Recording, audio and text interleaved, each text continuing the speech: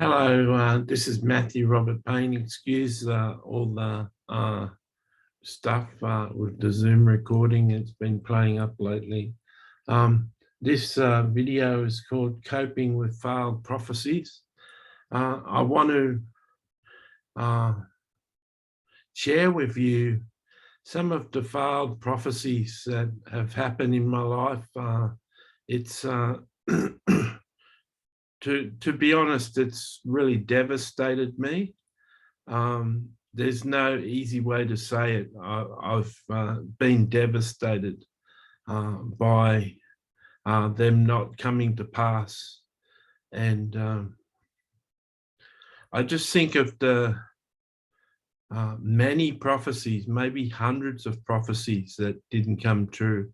And makes you wonder, are they still true prophecies? Are they going to come true one day? Am I just giving up ahead of time? I heard someone say the only way for your dreams not to come true is for you to give up.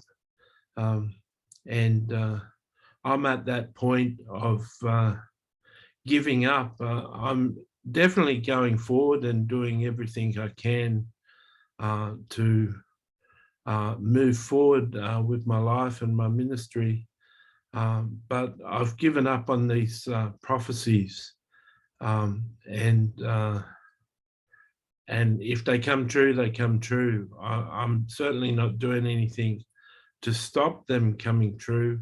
It's just that it's time to face reality. It doesn't seem to be able to happen. So I'm going to mention some of the prophecies and then speak about each of the prophecies and my way of dealing with it and coping. I had over 10 people in my life prophesy a second marriage for me.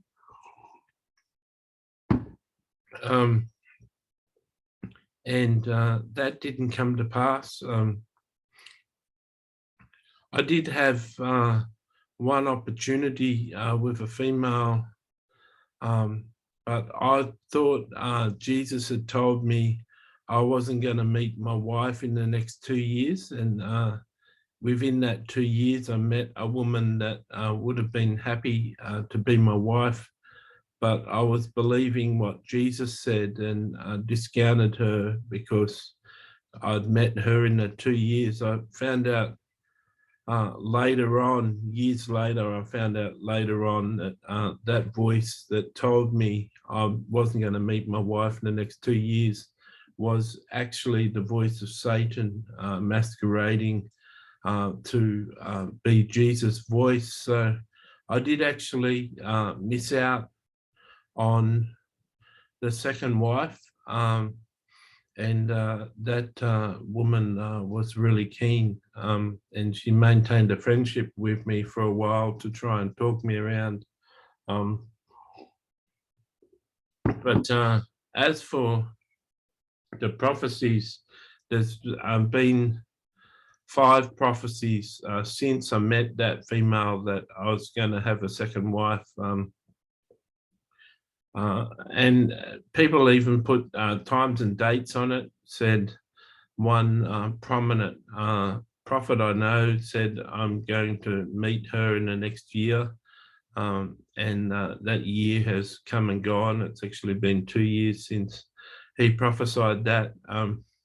So you can really damage a person saying that they're going to find a partner. Marriage is not a good thing to prophesy over. And so it's really devastated me being single and not having a second wife. And I sense that all those people that prophesied did me a disservice. And it's a really emotive subject to prophesy on. It's a heart condition. It's something that you hold precious in your heart, the promise of being married again. And it was a false prophecy. There's many prophecies that I've received that said I was going to travel the world and be a prophet to the nations. And that hasn't happened. I've traveled to India once on a mission trip, but that's all. I haven't traveled overseas to minister, and I haven't got any invitations. It's not as though I'm turning down invitation. I've self-published 80 books, and there's certainly enough Christian ministers reading my books, and none of them have felt the desire to request my services to come and preach to their church. And so that's a false prophecy, and it's a false prophecy by many people. Many people prophesied that they could have discerned that I was a prophet, and so they thought it was popular to say I was a prophet to the nations, and that I'm going to travel the world, and they simply prophesied untruth, and that got my hopes up.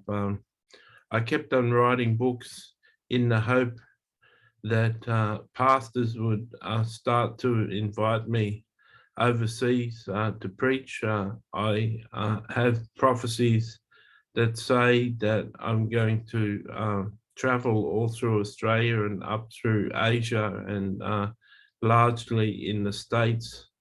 And that simply hasn't happened. And it's hard to cope with. It's hard to come to grips with something that for 20 years you've been looking forward to, and it hasn't happened. And I want to encourage you that some of the prophecies you may have received may not be true. And I want to encourage you to find your strength in the Lord and build yourself up in your holy faith, and build yourself up and encourage yourself.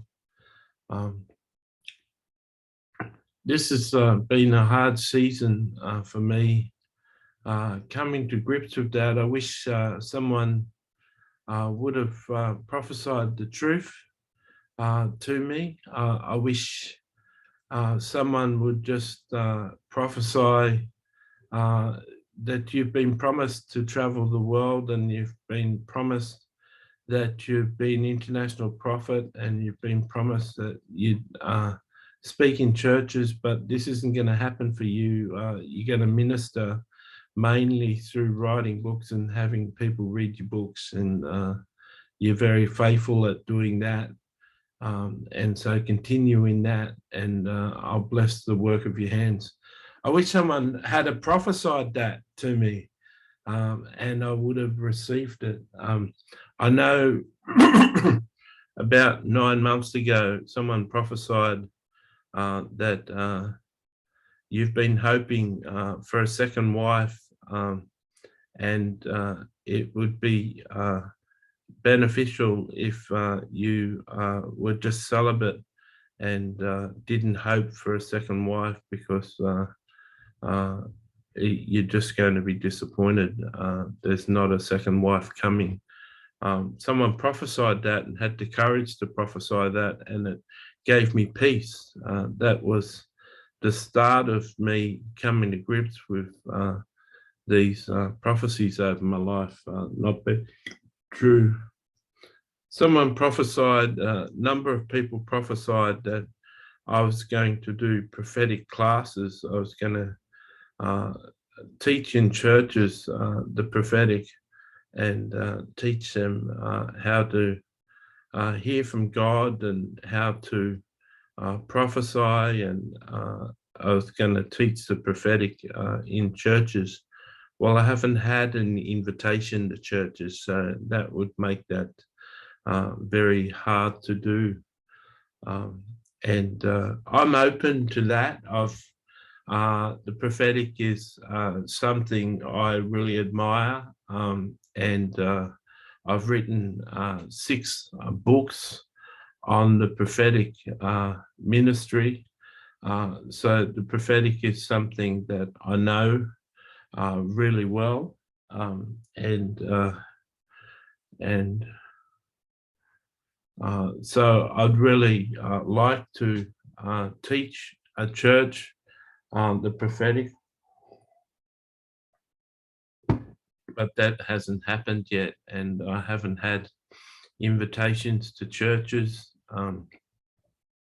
As I've said, there's many Christians who've got my books. There's many Christians that have my prophetic books, and there would have been many pastors who had the opportunity to invite me to speak, but they haven't invited me to speak, and so I can't speak in their churches unless I've been invited. I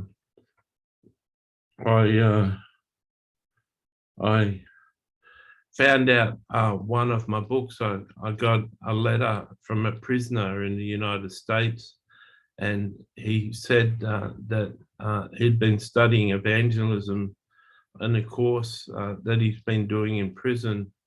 And my book, Prophetic Evangelism Made Simple, was one of his textbooks for his course. And so he wrote to me and prophesied over me, which is what I say for people to do when they've read my book. And he prophesied over me. And so it was good to find out that one of my books is used in the curriculum of course in the United States. And that was really good.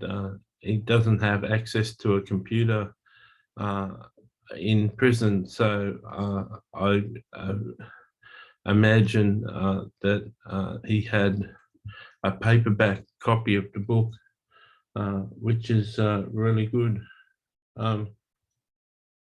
So people have prophesied that I'll work with youth, and that hasn't come to pass. I haven't been working with any church and haven't been invited to work with any church. Haven't been invited to work with youth groups or anything like that. And so I was always a little leery with those prophecies that said I was going to work with youth, because I had no interest in it.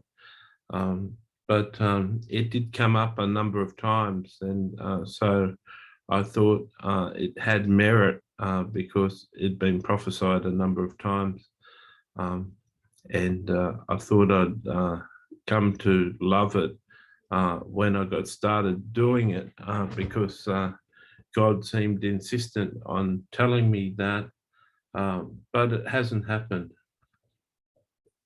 I got prophesied that I'll speak in many churches and have a good ministry in churches, and that never happened. And I would love to speak in churches. I'd love to be used to preach in churches, and I've got a real message. I've got a number of messages I'd like to preach in churches. I've got a lot to say. Having written 80 books, that's a lot of material that I've covered, and I'd really enjoy preaching in churches, but that hasn't eventuated and hasn't happened.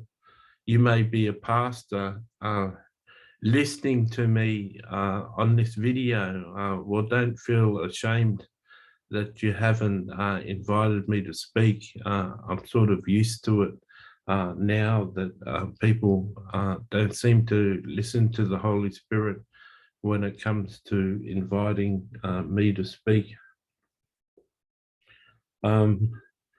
People have prophesied, a number of people have prophesied since they knew I was a writer, that they prophesied that I'd write a New York Times bestseller, and I've come to realize that that's almost impossible, writing a New York Times bestseller, and you'd have to have a publishing contract with a proper publisher and have a lot of advertising before the book come out, for you to have a New York Times bestseller. But people felt led to prophesy that. One caution I'll I'll share with people who are prophesying is, don't prophesy that over a person. Let that be a surprise for the person. Don't prophesy that they're going to have a New York Times bestseller. It's almost impossible to have a book that large, especially as an unknown author. And someone prophesied that I was going to have $100,000 contract with a publisher. This was a person who was a friend of one of my friends, and they got on the phone and prophesied that to me one day, and that never come to pass. And I thought that would have been interesting, because I wouldn't have minded having a proper publisher for my books that would allow my books to get into bookstores, and I'd have a lot more people reading my books if I had a proper publisher. So I held on to that prophecy for years, hoping against hope that that would come true, and the $100,000 would have helped me too. But that never happened. So what have I got to say? Coping with failed prophecies. What am I doing? Knowing that my future isn't my future, the future that I've looked forward to for 20 years isn't going to manifest. How am I coping? Well, I've got a mandate to write 100 books, or write more than 100 books. And I keep myself busy writing and editing books and getting them ready for publication. My finances have slowed right down. I used to get at least $2,000 per month above my disability pension, and I used to be able to publish a new book a month and pay $1,500 for each book to be edited. But I only get about $500 a month above my pension now, and can't afford the expensive editor, and the editor that is helping me, the person editing my books, has got a full-time job and hasn't got the amount of time to invest in editing my books, so they take longer than what I'm used to. I just got some advice for the prophetic people there. Don't be saying big, expansive, explosive prophetic words to people. Be sure you're really hearing from God when you prophesy things over people. Don't prophesy things that are in your imagination. I have become a prophet to the nations. My books are read by many people in many nations, and I've affected tens of thousands of people with my books. And I did travel to all those nations in the pages of books. And for one way or another, I have been a prophet to the nations, and different nations on earth watch my YouTube videos, and I have had an impact on nations. But as far as traveling to nations and speaking in churches in different nations, that hasn't come to pass, and that was always prophesied. So I had a pastor one time take me aside and say, perhaps your traveling to the nations may not be traveling to the nations, but perhaps it'll be people reading your books in other nations. And I dismissed that, and I was upset that she'd said it, and but she was meaning it with a good heart, but I didn't take it that well. She was speaking the truth there, and um, I always imagined that she wasn't prophetic, and she wasn't speaking the will of God, but she was speaking the voice of God. And I was just carried away with all these prophecies over my life. So I prophesy over people, and I do personal prophecies to earn my income in order to publish books. And but I watch the things I say. I don't say grandiose plans for people. I don't prophesy big things over people. I'm very careful in the things I prophesy. I